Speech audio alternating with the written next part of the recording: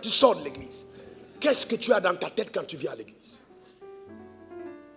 L'église a été un vecteur de sous-développement de nos nations. La raison pour laquelle nos nations ne sont pas allées vite, l'église a été complice. Et il faut que ça change. Notre système de pensée. Ce à quoi nous pensons. Mets ta main sur ta tête, dis je veux penser comme Dieu pense. Déclare-le encore, je veux penser comme Dieu pense. Donc il faut faire très attention, frère. Notre pensée est vraiment vitale. Quand Dieu dit, celui qui mange le fruit de cet arbre, il mourra. Est-ce que Dieu a menti?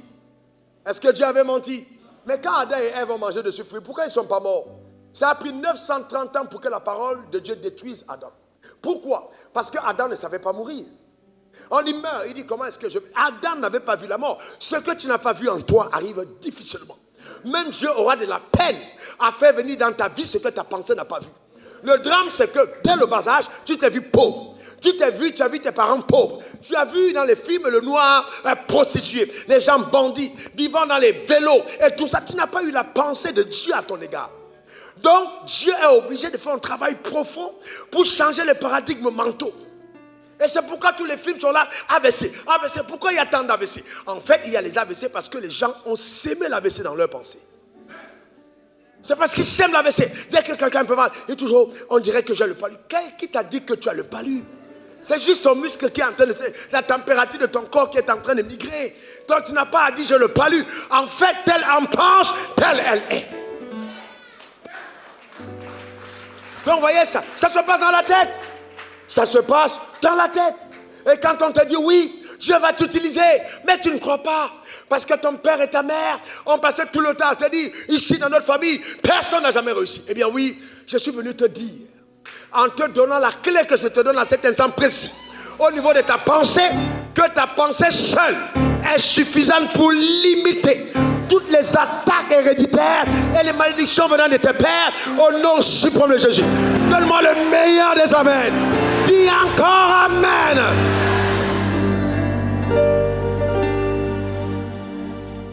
Donc il faut changer le paradigme. Dis à toi-même, dis à tes amis, raconte à tout le monde que tu es né de nouveau et à partir de toi, on verra des choses exceptionnelles arriver. Vous savez, dès que vous allez commencer à le faire, ce sont les propres enfants de Dieu qui vont vous dire, mais vraiment celle-là, il se prend. Oui, frère, il faut comprendre une chose, dans le royaume des cieux, il faut savoir se prendre. Celui qui ne se prend pas au sérieux, même par Dieu, ne sera pas respecté.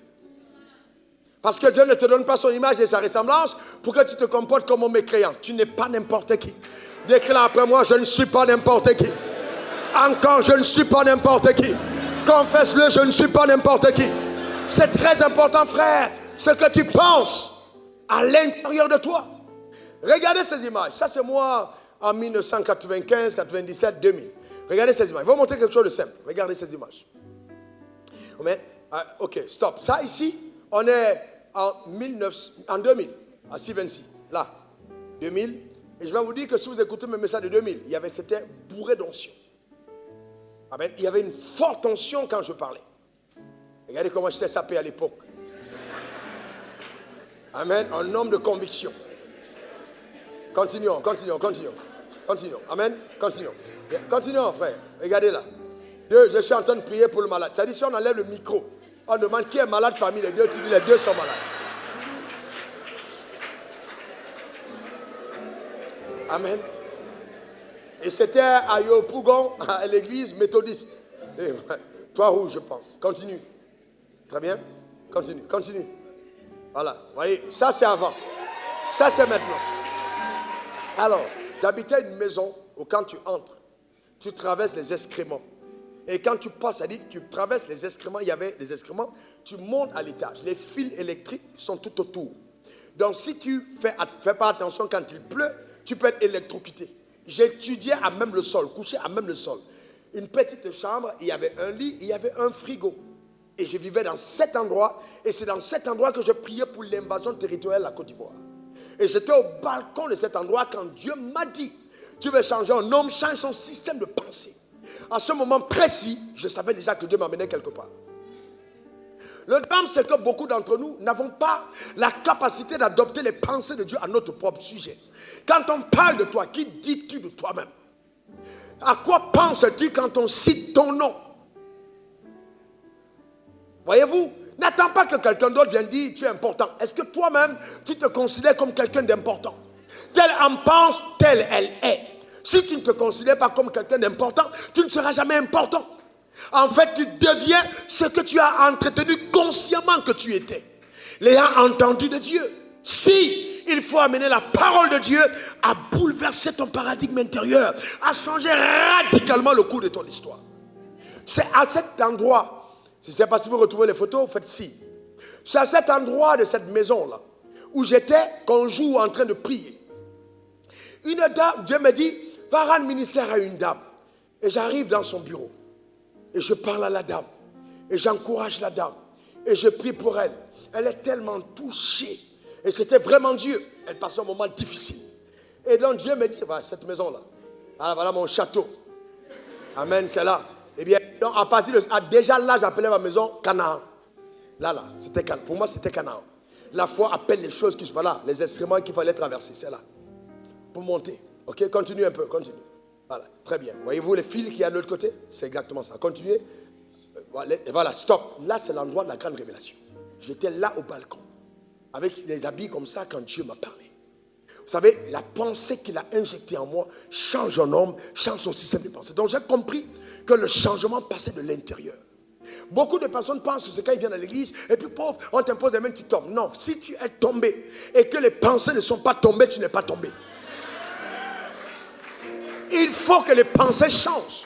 Et que la conception que tu as de toi change. Que tout change de l'intérieur. Et c'est là, dans cette maison, que j'ai commencé à parler, commencé à prier, commencé à appeler les choses qui n'étaient pas comme si elles étaient. Donc vous voyez, si vous ne faites pas attention dans la vie, vous poursuivez les choses. Alors qu'un homme spirituel poursuit le chemin qui mène aux choses. Pas les choses. Parce qu'en fait, les choses, vous pouvez les avoir et vous les perdez. Mais quand vous avez le chemin qui mène au trésor, vous êtes riche. Donc la richesse, ce n'est pas le trésor, mais c'est le chemin qui t'y conduit. Donc ce n'est pas une question d'accident. Ce n'est pas une question de hasard. Quand en l'an 2000, à l'église méthodiste, je disais au moment où le pasteur Fato était encore en vie, j'ai fait une déclaration fracassante. Je connais tellement Dieu que je ne pourrais pas mourir pauvre. Si je meurs pauvre, ne m'enterrez pas, je ne suis pas encore mort. Ce n'est pas la poursuite de la richesse, mais j'avais découvert les lois de Dieu et je pouvais organiser mon futur. Je pouvais savoir que dans l'an 2020, ma vie allait atteindre une autre dimension. Mais je n'étais pas pressé non plus. Je suis allé rendre visite à la dame quand la puissance de Dieu est descendue sur cette dame. Et quand je partais, elle m'a dit, pasteur, tiens, voici le transport. Et à l'époque, c'était 10 000 francs CFA. Quand vous avez 10 000 francs CFA, regardez le beau garçon que j'étais à l'époque. Alors je suis en train de dire que je suis arrivé devant la femme et elle m'a attendu le billet de 10 000, révérend Franck. Et donc j'ai refusé de prendre le billet. Pourquoi j'ai refusé de prendre le billet? On appelle ça la dignité. Un homme de Dieu doit être digne. Vous devez avoir une certaine dignité. Ce qui manque à beaucoup d'entre nous, c'est la dignité. Vous devez être digne. Une certaine dignité. Vous n'êtes pas un mendiant. Vous êtes un fils de Dieu. Donc ne vous traitez pas comme quelqu'un qui est constamment en train de commander. Il n'y a plus de plaisir à donner qu'à recevoir. Donc si je veux dans la vie être important, je dois penser à donner et non à recevoir. J'ai dit non à la dame. J'ai dit, garde ton argent. Je n'en ai pas besoin. Et je suis parti. Elle m'a poursuivi, elle m'a arrêté, elle m'a dit, Dieu m'a dit de te donner. Et c'est là où j'ai mis la main en poche. Et je me suis rendu compte qu'il me restait 10 francs. Et je devais rentrer. Mais je n'avais pas conscience du manque. J'étais heureux de servir et le manque n'était pas un problème pour moi. Donc je pouvais rentrer à pied. C'était aucun problème. Dieu m'a dit pas à prêcher. Je suis parti prêcher. Et elle m'a dit, non, pasteur, à partir d'aujourd'hui. Je lui ai dit, ah, c'est Dieu. Et il me reste 10 francs en poche. C'est vraiment Dieu qui t'a parlé. Que Dieu te bénisse, ma soeur. Elle m'a dit, pasteur, à partir d'aujourd'hui, à la fin du mois, prends un bic et une feuille. Et puis donne-moi tous tes besoins. Tu viens déposer ici, je vais pourvoir tes besoins. Elle était gentille, la tante. Mais sauf que cette gentillesse était un piège. Je serais sûrement en train de rouler un moto Kawasaki si j'avais accepté. Parce qu'elle m'a dit, mais tes besoins. Mais elle m'aimait les salariés. et quelqu'un a un grand rêve à l'intérieur, tu dis de te donner tes besoins. Elle dit, madame, mes besoins que moi j'ai là, ça n'est pas ton salaire. Elle était choquée. Je lui ai dit, jamais je ne ferai ça. Il dit, merci beaucoup pour ces 10 000, mais jamais je ne ferai ça. Parce que ce que je crois pour moi est au-dessus de ton salaire. C'était choquant et je suis parti. Voyez-vous, si dans votre tête, vous n'avez pas anticipé dans votre pensée que Dieu vous amène quelque part, vous ne serez jamais rien. Il faut comprendre que tout se passe dans votre système de pensée. Même Abraham, notre père, qu'est-ce qui est arrivé à Abraham? Abraham, notre père, quand Dieu lui demande son fils, Abraham prend son fils, il dit, mais c'est pas possible. Dieu m'a dit que ce fils sera mon héritier. Et puis la Bible dit que Abraham pensait en lui-même, il pensait en lui-même que Dieu est tellement puissant pour ressusciter les morts. Et il s'est dit, si Dieu me demande mon fils, alors ce fils va ressusciter. Mais dites-moi, qui a dit à Abraham que le fils va ressusciter? Personne. Ce sont ses pensées. Ça veut dire que tes pensées engagent le ciel. Tes pensées engagent le ciel. Et la majorité des croyants que nous sommes, nous avons une pensée de mendicité. Il faut en être délivré. Dis après moi, je ne suis pas un mendiant. Déclare-le encore. Une dernière fois. Donc c'est très important, nous ne sommes pas des mendiants. Hébreux 11, verset 19. Il pensait que le Dieu est puissant. Même pour ressusciter les morts aussi, le recouvrira-t-il par une sorte de résurrection. Donc il pensait que Dieu allait amener son fils à la vie, même s'il était mort. Mais c'est exactement à cause de la pensée d'Abraham que Dieu a permis Abraham a permis à Dieu de faire venir sur terre la résurrection. Nulle part dans la Bible on avait parlé de résurrection. Abraham est le père de la résurrection. Parce qu'il a dit, Dieu me redonnera mon fils. Que dis-tu de toi-même? Comment tu vois ton futur? Comment tu te vois en 2021? Comment tu te vois en 2030? Quelle pensée tu as de toi-même? Voyez-vous, c'est très important. Et vous voyez, les enfants de Dieu aiment juste vivre au jour le jour. Non, non, non, non. Et faites attention aux pensées qui vous limitent. C'est pourquoi je voudrais vraiment vous mettre prenez garde, premièrement, à qui est votre pasteur, à qui est vos amis, qui sont vos amis, qui a accès à ton périmètre restreint. C'est très important, parce que ça va avoir de l'influence sur ta destinée.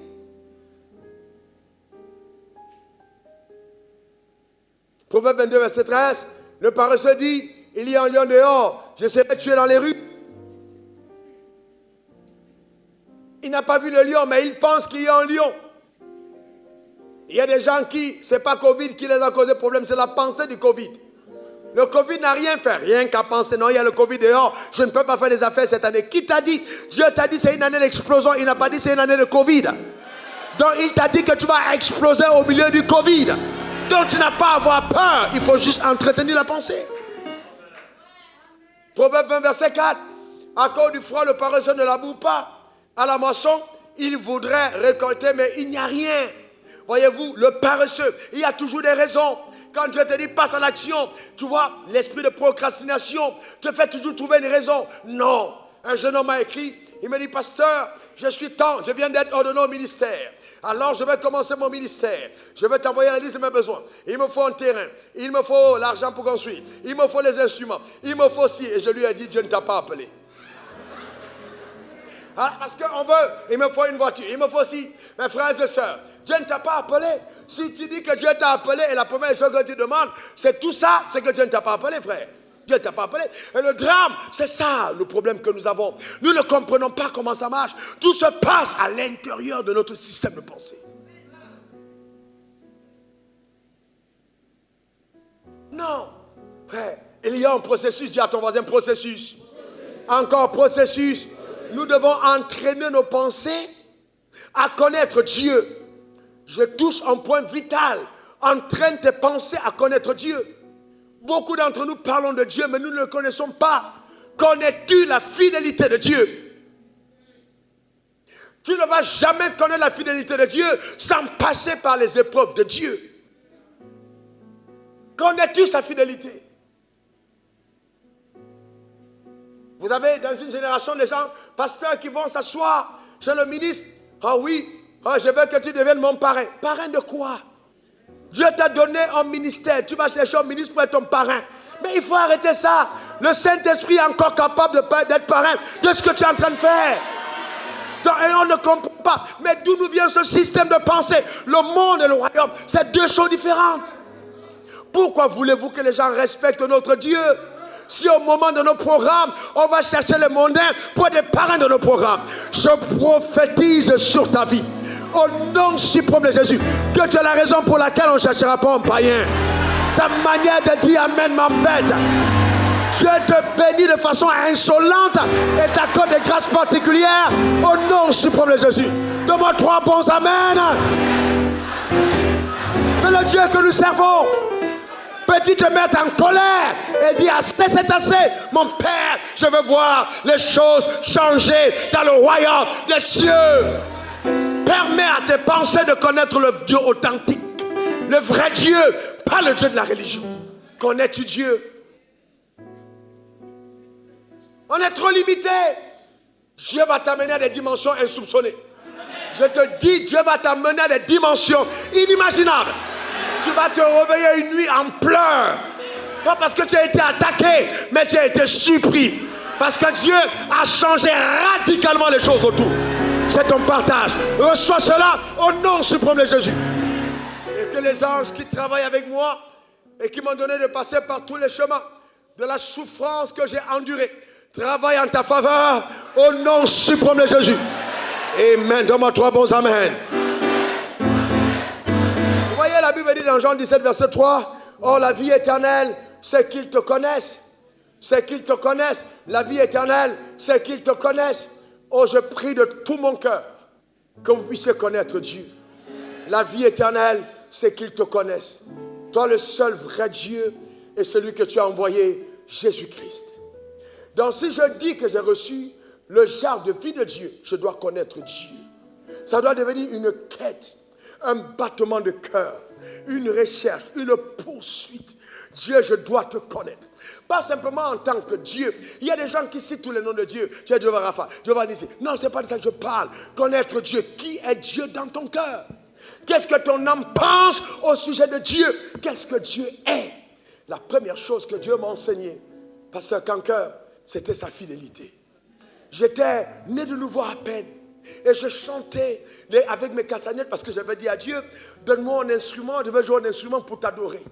Je joue à la batterie dans le monde, mais la batterie est trop immense, je ne peux pas l'amener dans ma chambre. Il m'a dit, prends des castagnettes. Et j'ai pris des castagnettes et j'ai commencé à jouer les castagnettes.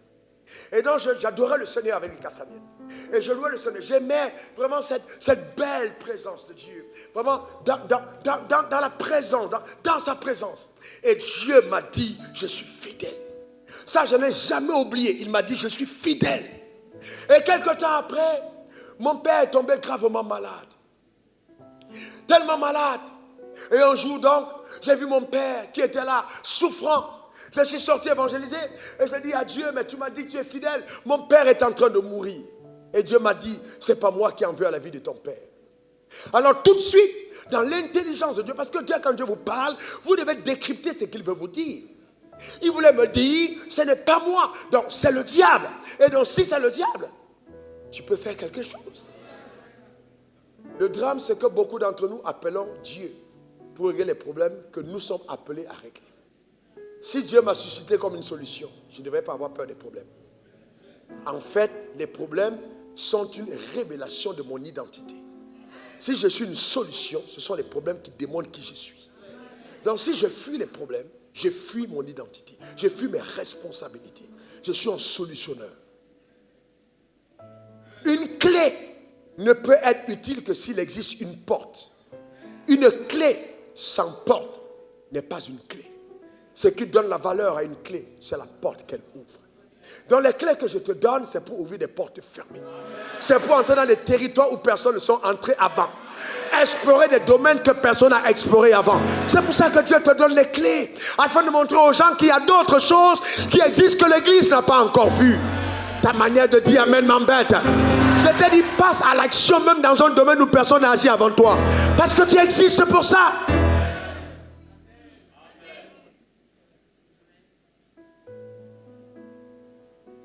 Alors le gars te dira, mais qui a fait ça avant toi? Qui a fait ça? Non, ce n'est pas une question de qui a fait ça avant toi. Heureusement que personne n'a fait ça avant toi. Et c'est pour ça que Dieu t'a appelé. Ce serait honteux que moi, Dieu me demande de reprendre la vie de David. Je m'appelle Raoul. Je ne suis pas Raoul, je ne suis pas David, je ne suis pas Salomon, je suis Raoul. Et je dois atteindre cette dimension. De révéler tout ce que Raoul incarne aux yeux de Dieu. Et donc je dois aller à la découverte dans mes pensées de qui je suis. Et je vais vous dire autre chose. Quand j'ai découvert qui je sais, et tu, Hippo qu'il a fait, lève-toi, s'il te plaît, pasteur. Il a été au lycée avec moi, il connaît le degré de voyou que j'étais. Vrai ou faux? Il était au lycée avec moi. Le degré de banditisme que j'ai, c'était juste inimaginable. On ne pouvait pas imaginer que Dieu va utiliser un homme comme moi. Sauf que quand Dieu m'a touché et qu'il m'a changé de l'intérieur, tout a changé à mon sujet. La première chose qui s'est passée, c'est que ma manière de me voir a changé. Souvent, les gens me demandent, est-ce que tu as fait des cours pour t'habiller? Je n'ai pas fait des cours. Le Saint-Esprit, dès le jour que je l'ai reçu, il m'a dit, porte une cravate pour aller m'adorer. Donc, il était hors de question pour moi de continuer d'être comme un maçon alors que je suis un roi.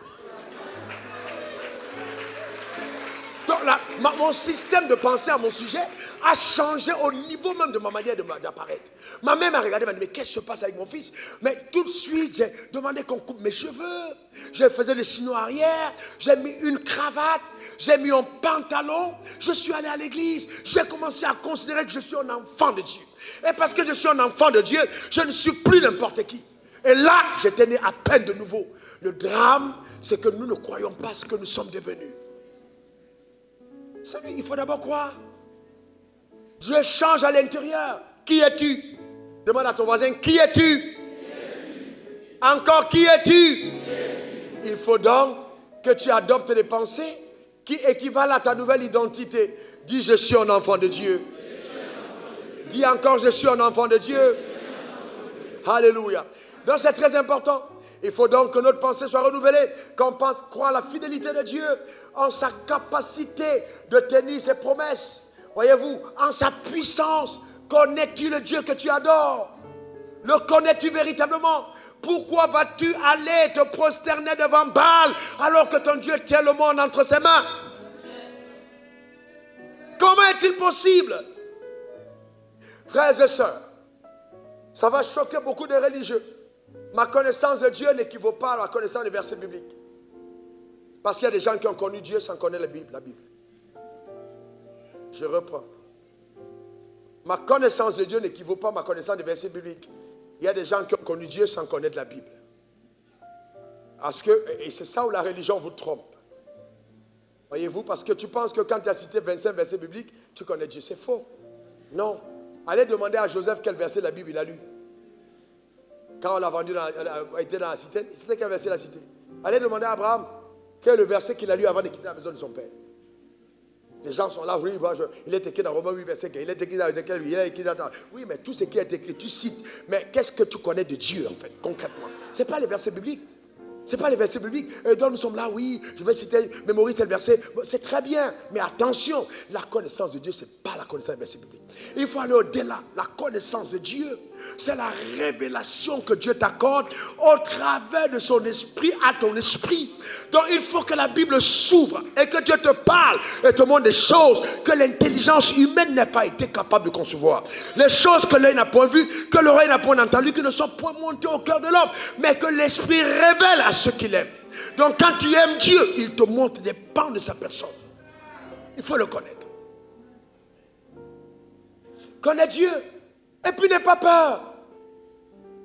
Les gens pensent que oui, dans tous les cas, oui, vraiment, il y a des problèmes qui vont survenir. Non, frères et sœurs, écoute-moi bien. Quand la pensée de Dieu t'est communiquée, il faut faire appel à la sagesse de Dieu. Nous parlons là de la clé de la sagesse. Quelqu'un dit sagesse. Quelqu'un dit sagesse. C'est fondamental la sagesse. C'est fondamental la sagesse. Nous devons désirer la sagesse. Nous devons soupirer après la sagesse. Nous devons crier après la sagesse divine. J'ai envie d'être sage. Qu'est-ce que c'est la sagesse? La sagesse, c'est la voie qu'emprunte Dieu quand il décide d'agir. Par quelle voie Dieu passe quand il veut agir? C'est ça la sagesse. Il passe par quelle voie? Par exemple, dans le domaine des finances, tu vas être béni. Mais est-ce que tu connais les chemins par lesquels Dieu passe pour bénir un homme, tu ne connais pas. La sagesse, c'est aussi la capacité d'utiliser la connaissance que j'ai. Oh, tu as tous ces versets bibliques, mais arrives-tu à les mettre en pratique? Ma femme disait tout à l'heure, on avait des disputes, on a eu des veilles de discussion. On a eu de discuter de 22h jusqu'à 4h du matin, fatigué et puis on s'endort. Mais d'arguments juridiques et bibliques. Comme c'est une femme intelligente, elle part à droite, elle va à gauche. Elle va à gauche, elle va à droite. On argumente. Quand ça chauffe, elle dit, bon, mettons la Bible de côté, on raisonne. J'ai dit non. On remet la Bible au centre. Il n'y a pas de raisonnement hors Bible. Allons dans la Bible. Mais il faut aller dans la dimension de la compréhension de Dieu. Qu'est-ce que Dieu pense quand il dit ce qu'il dit? Connais-tu Dieu véritablement dans ton homme intérieur? As-tu la vraie révélation de qui il est? Vous n'êtes pas étonné de voir des gens, on vous parle de Dieu, mais après vous dites, mais attends, mais est-ce que c'est quoi ça?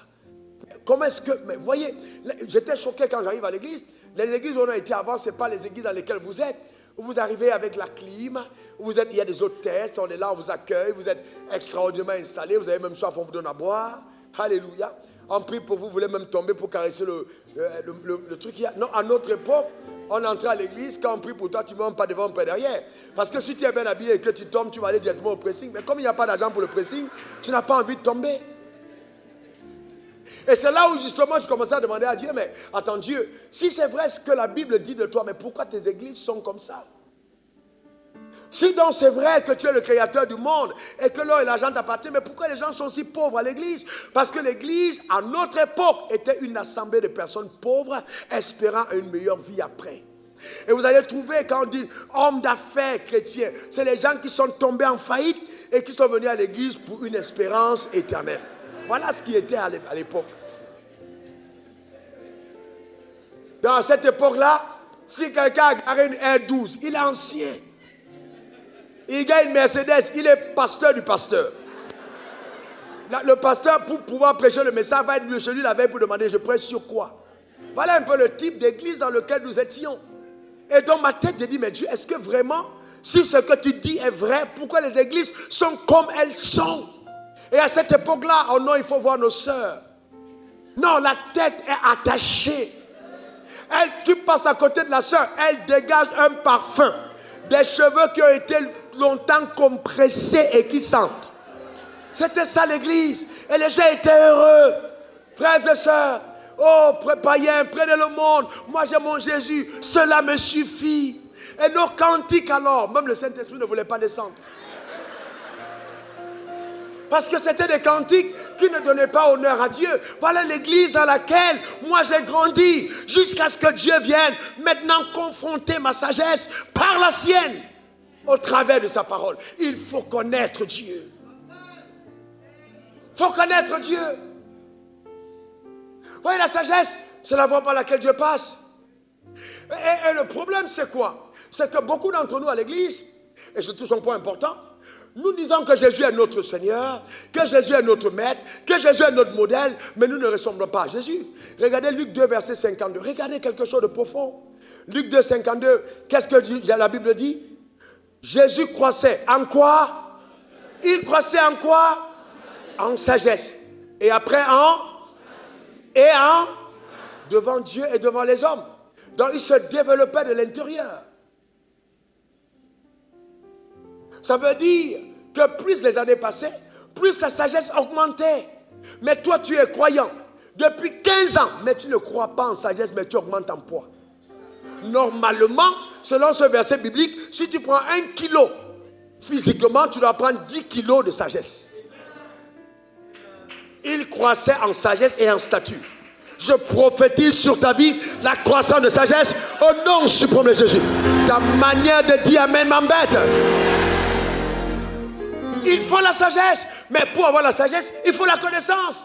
Frères et sœurs, l'ignorance est une prison. Vous ne pouvez pas être épanoui dans la vie en étant ignorant. Le drame, c'est que les gens se marient ignorants. Je vais vous montrer tout à l'heure. La beauté de la vie, c'est la connaissance. Osée 4, verset 6, mon peuple est détruit parce qu'il lui manque la connaissance. La connaissance, mon frère. La connaissance. Ce n'est pas parce que tu as une femme que tu sais ce que c'est qu'une femme. Tu es ignorant de la femme, tu vas détruire la femme que Dieu t'a donnée. La connaissance.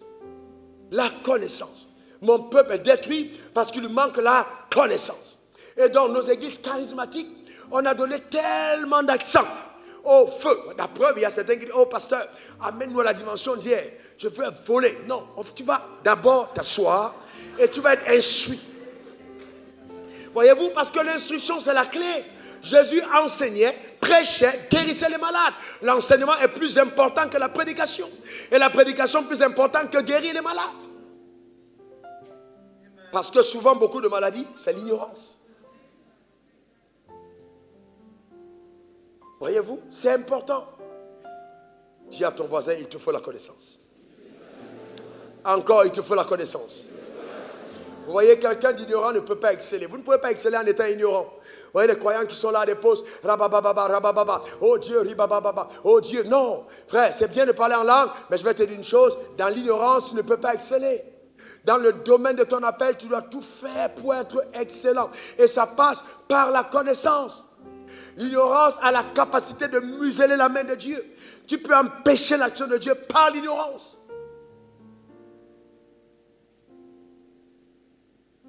Et vous savez, c'est comme, j'écoutais ma femme tout à l'heure, et je me rappelle de beaucoup de femmes. Vous savez, vous épousez un homme, et vous pensez que l'homme et vous êtes même chose. C'est une stupidité incroyable.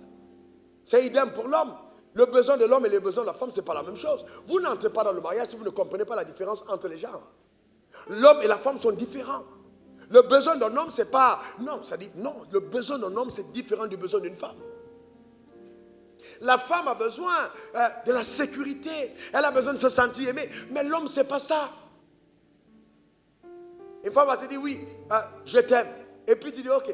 Après, quelques temps, elle dit encore, je t'aime. Oui, j'ai compris. Après, tu dis, est-ce que tu m'aimes? En fait, son je t'aime, c'était une question qui ramenait à te demander, est-ce que toi, tu m'aimes? Mais son besoin, c'est de savoir. Elle veut savoir qu'elle est aimée. Mais toi, ce n'est pas ton problème. Je t'aime, oui, mais et puis quoi? Dans quelle assiette tu manges?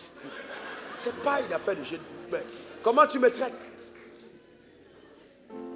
Si tu m'aimes, oui, bah ok, quand je t'appelle, comment tu réagis? Vous savez, vous devez comprendre la sagesse. Quand vous respectez votre mari, vous devez avoir un numéro de, c'est-à-dire une sonnerie personnalisée. Il y a une attitude que vous avez à l'égard de votre mari. C'est très important, très important. La sagesse de la gestion des relations. Beaucoup de personnes détruisent parce qu'ils ne sont pas sages. Comment tu peux être toi-même avec ta femme et vous êtes à table? Et peut-être ce jour-là, elle a préparé un repas, elle a mis beaucoup de sel, et ta mère est là. Et puis devant ta mère, tu dis vraiment, c'est comme ça, hein, tu vois, c'est comme ça que tu m'as ici tous les jours. Frère, c'est comme ça que tu m'as ici tous les jours, tu as dit ça devant ta mère. Qu'est-ce que tu veux que ta mère dise de ta femme?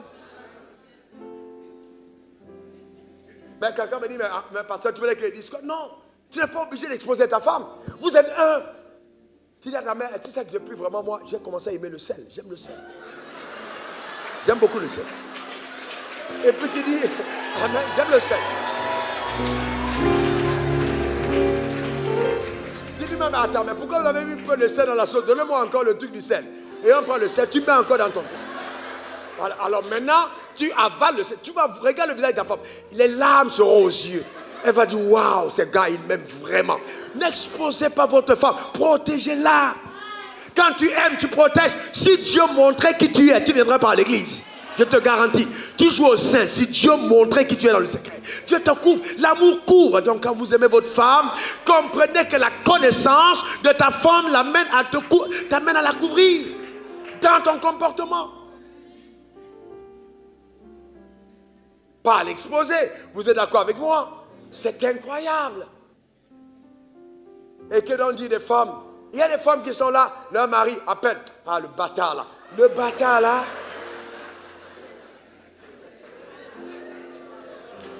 Non, je parle, tu penses qu'elle est loin. Elle est à côté de toi. Le bâtard. Il m'appelle même pourquoi. Mais tu parles de ton homme. De ton mari. Et tu te demandes pourquoi tu as des problèmes. Mais comment, si tu n'as pas de respect pour l'homme qui est ton autorité, comment tu veux que ta vie aille dans les hauteurs? Et c'est pour ça que beaucoup de familles ont des problèmes à cause de l'ignorance. C'est important d'avoir de la connaissance. Non, ça ne change pas la vie. Il faut aller plus loin que ça. Il faut aller plus loin que ça, c'est très important. Et la connaissance, on s'investit pour l'avoir. La clé de la connaissance, on y accède parce qu'on s'investit. La preuve, nous sommes ici, on donne des messages. Combien de personnes parmi vous prennent le temps de réécouter les messages, de noter les messages et de laisser la parole infuser? Vous ne pouvez pas avoir accès à la connaissance si vous ne la désirez pas. Il faut aimer la connaissance. Frères et sœurs, je prends ma Bible, je m'enferme, je peux rester 3 heures, je peux rester 4 heures, je peux rester 5 heures, juste étudier ma Bible, je veux connaître. Comme peut dire ma femme, mais tu connais déjà. Non frère, ce que je connaissais hier est insuffisant pour l'impact de demain. Demain, je dois connaître quelque chose de nouveau pour avancer. Car ta dimension de règne est l'équivalent de ta dimension de connaissance. Ce que tu connais détermine le niveau de règne. Il faut connaître. Le drame, c'est de voir des personnes qui ont connu plein de versets bibliques et qui pensent qu'ils connaissent. C'est à l'église que les stupides sont couronnés. Ils s'asseyent, vous les trouvez là, ils sont peut-être derrière, on parle, ils jouent les importants. Tu n'as jamais rien fait de la vie. Tu as peut-être ton salaire de 1 million de francs. Tu as fait que commencer la vie et tu te joues les importants. Tu ne connais rien. Il faut être humble et puis tu apprends. La vie, c'est l'humilité. Continuez d'apprendre dans la vie. Encore le plus grave, c'est qu'un jour j'étais assis et puis quelqu'un prêchait. Et puis quelqu'un était à côté de moi et dit, je connais déjà ça. Frère, tu as entendu parler de ça, tu ne connais pas. Ce qu'on connaît, c'est ce qu'on vit. Je peux connaître un verset biblique sans vivre le verset biblique. Ce n'est pas une affaire de, oh non, j'ai déjà entendu ça, ça me... Non, frère, tu as entendu. Si Dieu veut que tu entendes encore, c'est qu'il faut que tu mettes en pratique ce que tu as entendu. Ce n'est pas une connaissance intellectuelle, c'est la pratique de la vérité. Jusqu'où tu connais la vérité. Jusqu'où tu la connais. Comment est-ce qu'elle a marché dans ta vie? Vous savez comment est-ce que Dieu m'a donné de connaître la vérité? C'est au travers des challenges de la vie. Je vais vous dire une chose, quand vous avez la sagesse, n'ayez pas peur des ennemis. Je vais vous dire une chose fondamentale dans la sagesse. Quand Dieu veut vous amener loin, là, vous devez comprendre que la dimension de votre grandeur est l'équivalent de la dimension de vos batailles. Tu ne peux pas être grand et avoir des petites batailles. Chaque fois que tu affrontes le loup et le lion, c'est qu'en forêt, tu es supposé être le roi. Si tu tues le lapin, tu n'es pas roi. Non. Tu tues le lièvre, tu n'es pas roi. C'est celui qui affronte le lion qui est roi. Donc si le lion t'attaque dans la rue, c'est parce que en fait le leadership de royauté doit être transféré entre tes mains. Et le lion qui est le chef doit être soumis à ton autorité, c'est pour ça qu'il te confronte. Le champion du monde de poids lourd ne lutte pas contre le champion du monde de poids léger. C'est poids lourd contre poids lourd. Donc tout dépend de ta catégorie dans laquelle Dieu t'a établi. Je suis en train de te dire qu'il faut que tu migres vers une autre dimension, que tu ailles à un autre niveau. Donne-moi le meilleur des amens. Il faut confronter des batailles qui sont l'équivalent justement de ta catégorie. Toi et moi, nous sommes des tueurs de géants. Et souvent, il est important de comprendre que quand tu as été maître dans un territoire, ne reste plus là longtemps parce que tu risques de régresser. Il faut changer géographiquement et aller affronter de nouveaux maîtres. Quand David a terminé en forêt, tu as dit, tu as été couronné champion des poids lourds de la forêt. Maintenant, tu es le champion des poids lourds d'Israël. Et c'est là qu'il est allé rencontrer Goliath. La taille de Goliath était révélateur de la royauté de David. Goliath était trop balèze. Mais pourquoi? Parce que David avait une destinée élevée. N'aie pas peur des combats que tu as menés. N'aie pas peur des combats que tu as confrontés. Parce qu'il révèle ta destinée. Et ensuite, écoute-moi bien. Chaque fois qu'il y a une transition, il y a un nouveau combat. Chaque fois qu'il y a une transition, il y a un nouveau combat. Ça peut être un combat différent. Mais je ne comprends pas pourquoi ces choses m'arrivent toujours à toi. Mais regarde bien ce qui se passe après. Les combats, les ennemis sont des meilleurs enseignants sur la saison que tu traverses. Je marche avec Dieu depuis le temps et je vous dis, chaque fois qu'il y a une bataille qui arrive, je sais qu'une saison nouvelle est en train de commencer. N'aie pas peur. N'aie pas peur. N'aie pas peur. Et souvent le combat peut être même familial. Il faut l'affronter. N'aie pas peur. Il y a des batailles que tu dois livrer. Quand Dieu estime que c'est la nouvelle saison, il y a de nouveaux combats.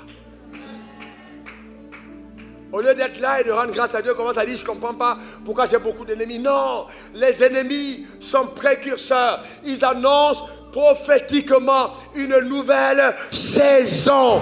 Et je déclare sur ta vie que les adversaires que tu vois, tu ne les verras plus parce que Dieu les débarrassera pour t'introduire en notre palier au nom suprême de Jésus. Donne-moi 3 bons amen.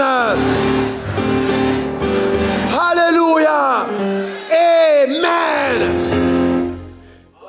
Et les ennemis que tu combats, ils ont leur Dieu. Ils ont leurs appuis. Ce sont des gens qui sont ancrés dans la magie, dans la sorcellerie. Mais Dieu les met sur ton chemin. Si demain matin tu te réveilles et on a tué un mouton jeté devant ta porte, si tu as trop faim, prends-le et mange. Ta manière de dire amen m'embête. Parce qu'aucun malheur ne t'arrivera. Aucun feu ne te touchera. Parce que celui qui est toi est plus fort que celui qui est dans le monde. Personne ne peut te détruire avec la puissance ennemie. À cause de la grâce que tu transportes. Donne-moi le meilleur des amens. Je prophétise sur ta vie et je déclare que personne ne terrassera ta destinée. Tu iras un autre palier de ta vie au nom suprême de Jésus. Donne-moi 3 bons amens. Et je te dis de la part du Seigneur que les jours que tu as vécu jusqu'à présent, ce n'est même pas le 1/10 de ce que le ciel te réserve. Tu vas voir de tes propres yeux. Alors qu'est-ce que le diable fait, révérend Hervé? Qu'est-ce qu'il fait?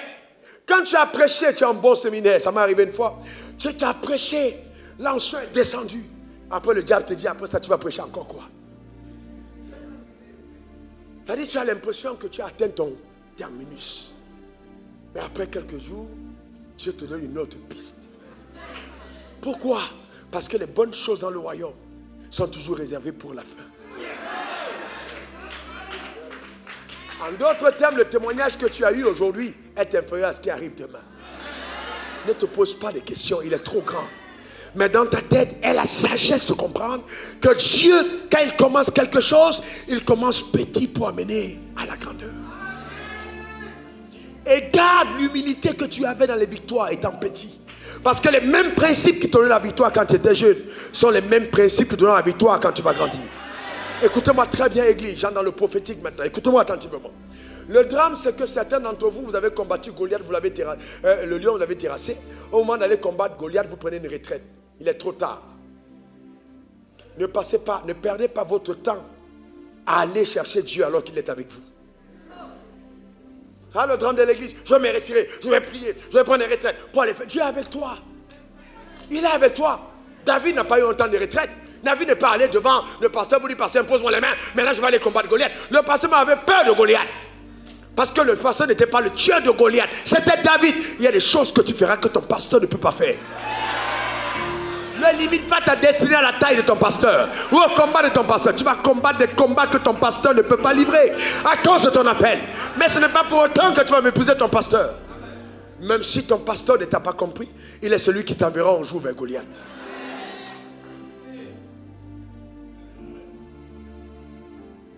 Donc nous devons comprendre cette dimension. Ah oui, je vais rentrer en retraite, je vais aller prier, je vais me retirer, et puis je vais me parler. Mais tu te retires, il dit je suis en toi. Tu te retires comment?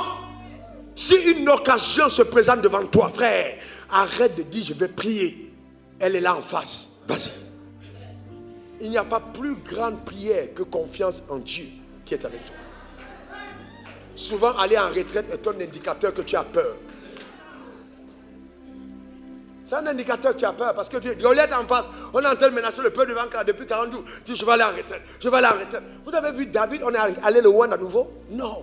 Souvent la même grâce que tu as en brousse qui t'a rendu puissant, c'est elle qui va t'exposer en ville. Donc souvent les déménagements prophétiques sont importants. Dieu te sort d'un territoire pour te mener dans un plus grand parce qu'il y a quelque chose de plus grand. C'est Dieu qui conduit les pas. Je suis en train de prophétiser maintenant et d'appeler dans ta vie une autre dimension d'abondance au nom suprême de Jésus. Aucune des personnes qui te combat ne sortira vainqueur de ce combat. Je déclare et établis dans le nom suprême de Jésus que tu vas aller plus loin avec Dieu. Dans le nom suprême de Jésus. Car la sagesse de Dieu est en opération au travers de ta vie. Donne-moi le meilleur des amens. Donne-moi encore 2 beaux amens. Amen. Que quelqu'un dise c'est mon partage. Quelqu'un dit c'est ma portion. Alléluia. Eh bien c'est important. Il faut aimer la sagesse. Asseyez-vous. Aimer la sagesse. Dis à ton voisin, j'aime la sagesse. Encore, j'aime la sagesse. C'est très important. Mais la sagesse, elle le perd avec la connaissance. Si tu ne connais pas, tu ne peux pas être sage. Voyez-vous, la sagesse se perd avec la connaissance. Et il y a tellement de personnes qui ont consécuté leur destinée parce qu'ils ne comprennent pas la sagesse. Il y a des gens qui sont maîtres dans des domaines. Il y a des gens qui maîtrisent des domaines parce qu'ils ont eu des révélations dans ces domaines. En ce qui concerne le règne, j'ai eu 8 révélations de Jésus. 8 révélations. 3 apparitions physiques de Jésus. Donc, frères et sœurs, il y a un domaine de connaissance révélé que j'ai qui est juste incontestable parce que c'est une révélation de Dieu. Donc, frères et sœurs, il faut connaître Dieu. Et à chaque situation, demander à Dieu, quelle est donc la sagesse qui m'amènera à opérer dans ce domaine? Regardez ce que la Bible dit dans Proverbe 3, verset 13 à 17. Heureux l'homme qui a trouvé la sagesse. Il possède l'intelligence, car le gain qu'elle procure est préférable à celui de l'argent. Et le profit qu'on en tire vaut mieux que l'or. Elle est plus précieuse que les perles. Elle a plus de valeur que les objets de prix. Dans sa droite est une longue vie. Dans sa gauche, la richesse et la gloire. Ses voies sont des voies agréables. Et tous ses sentiers sont paisibles. C'est ce que la Bible dit. De la sagesse. Les sentiers sont paisibles. La paix, la sagesse de Dieu. La Bible dit, elle procure un gain élevé. On tire, on profite de la sagesse. Elle est plus précieuse que les perles. Elle a plus de valeur que tous les objets de grand prix. Elle donne la longévité. Elle donne la richesse. Elle apporte la gloire. Elle te fait mener une vie de qualité supérieure. Reçois cette grâce au nom suprême de Jésus. Voyez-vous, quand la sagesse est avec toi, tu finis par comprendre que tes ennemis sont une porte d'opportunité. Chaque fois, écoutez-moi bien, je vous donne un secret qui est personnel. Chaque fois que j'ai un combat, je dis toujours à ma femme, et ma femme le sait, il y a tellement qu'elle me dit, ça veut dire que ce qui arrive là est trop grand. Et c'est pourquoi face au combat, je ne perds pas ma joie. Parce que je sais que derrière les combats, il y a de grandes portes d'opportunité qui s'ouvrent derrière. Les combats sont précurseurs. Un jour, une de mes collaboratrices m'a demandé, mais attends, je ne comprends pas, mais pourquoi tu es tant attaqué? J'ai regardé et à moi-même j'ai dit, un jour tu comprendras pourquoi. Parce que frère, vous devez le comprendre. L'ennemi va te donner l'occasion de prouver que tu es différent des autres. Note-le. Tes ennemis te donneront l'occasion de prouver que tu es différent des autres. C'est-à-dire, ils vont se dire, depuis que nous attaquons les gens, on n'a jamais vu quelqu'un comme lui. C'est dans les combats que ta différence s'exprime. Et n'oublie pas, dis dans les combats que ta différence s'exprime. Et ne pense pas que le combat consiste toujours à rendre les coups de la même manière. Et c'est là où les croyants ne sont pas forts. Frères et sœurs, viens s'il te plaît, révérend Cowan. Jésus a dit, si quelqu'un te gifle à la joue droite, vas-y, présente la joue gauche. Ok. Il te donne 2 fois la gifle. Qu'est-ce que ton intelligence humaine te dit? C'est de la faiblesse. Vrai ou faux? Maintenant, gifle encore la joue droite. Maintenant, on présente la joue gauche. Très bien. Vous avez l'impression qu'il est maître, n'est-ce pas? Mais si je gifle une fois et que je remets une fois, qu'est-ce que je fais? J'ai empêché au ciel d'agir dans sa vie. Pour me défendre. Donc si moi-même je me défends, le ciel ne me défend plus. Mais si je présente la deuxième gifle, et qu'il gifle, à partir de ce moment, j'engage le ciel dans mes combats. Je transfère le combat entre les mains de Dieu. Et le sort de l'adversaire devient terrible. Vous pouvez amener des gens qui vous combattent à perdre le sommeil par la bonne attitude. Le drame dans l'église, c'est que nous pensons qu'il faut répondre comme les autres. Et c'est là où justement, nous manquons de connaissances divines. Il faut connaître Dieu. Il dit, bénis ceux qui te maudissent, fais du bien à ceux qui te maltraitent. En agissant de la sorte, tu mettras du charbon ardent sur leur tête. Ah non, non, moi non, non, mais non. Un jour, il y a un pasteur, on a cogné sa voiture au terminus engrais. Et j'ai vu le pasteur, je suis descendu. Et j'ai dit, pasteur, s'il te plaît. Il dit, non, non, non, non, non, non. On met Jésus de côté. J'ai dit, mon frère, calme-toi, les gens nous regardent. Non, et puis ça fait quoi? Je suis allé tranquillement de ma voiture, je suis parti. J'ai dit, mon frère, je ne suis pas prêt à mettre Jésus de côté. Parce que ça, ce n'est pas la sagesse. Et vous voyez souvent, vous demandez, mais pourquoi est-ce que les gens ne progressent pas? C'est parce qu'ils n'ont pas progressé à l'intérieur d'eux-mêmes. Je parle de la connaissance révélée de Dieu. Il faut vivre Dieu à l'authentique. Ah oui, Dieu, bénis-moi. Oh Dieu, je vais si. Mais n'oublie pas, ce que tu aimerais que les gens fassent pour toi, fais-le de même pour eux. Qu'est-ce que tu fais pour les gens? C'est une clé de vie. Ne pensez pas, ah non, je ne comprends pas, mais ce gars, il est toujours béni, frère. Viens avec moi et je t'ouvre mon carnet secret pour te montrer ce que je fais. Et là, tu comprendras le chemin de la faveur. Rien n'arrive accidentellement. J'ai programmé mon futur pour vivre des moments exceptionnels par mes actions. Rien n'arrive par hasard. Rien du tout. Même quand je voyage, que je sois assis ici, que je sois assis là-bas, mon voisin de gauche ou de droite n'est pas en accident. Jamais de la vie. Je ne crois pas au hasard. Ma vie est programmée. Le siège où je m'assois est préparé. Ma vie est escortée. Je ne crois pas au hasard. J'ai dit hier que Dieu m'a constitué comme distributeur automatique de bonheur. Tu ne peux pas me côtoyer et ne pas être heureux. Ce n'est pas possible.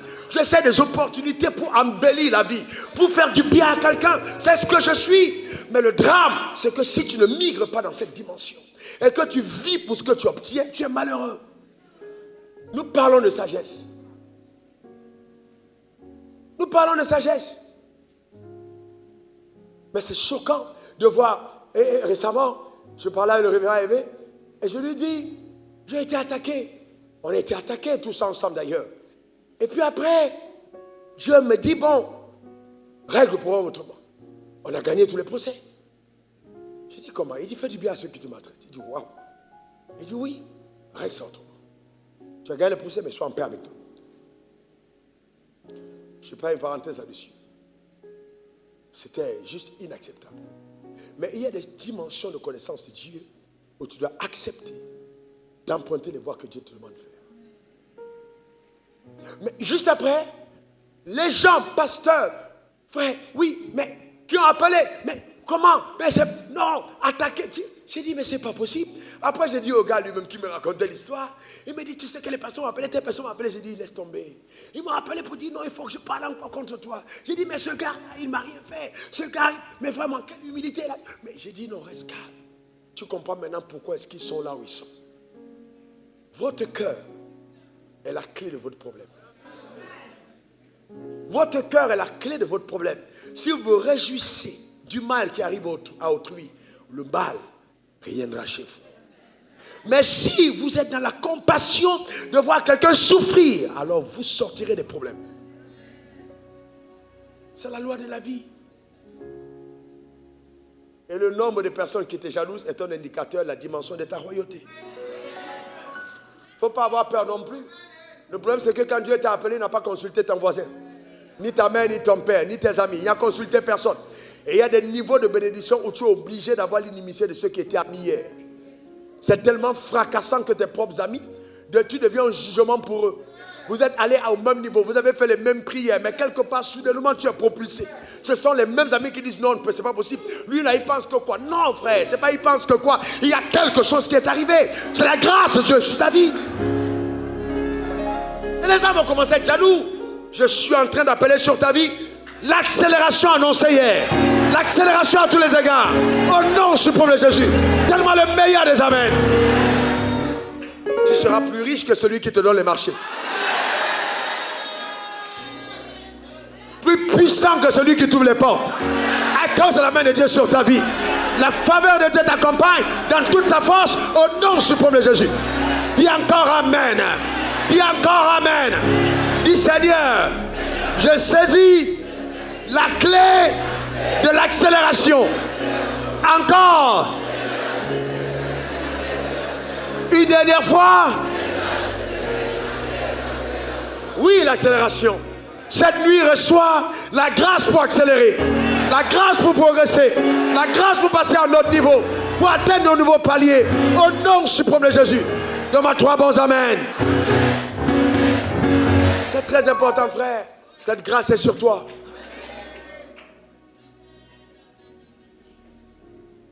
tu n'es pas obligé de subir les mêmes alinéas que les autres personnes autour, à cause de la main de Dieu qui est sur ta vie et de la grâce de Dieu qui t'accompagne.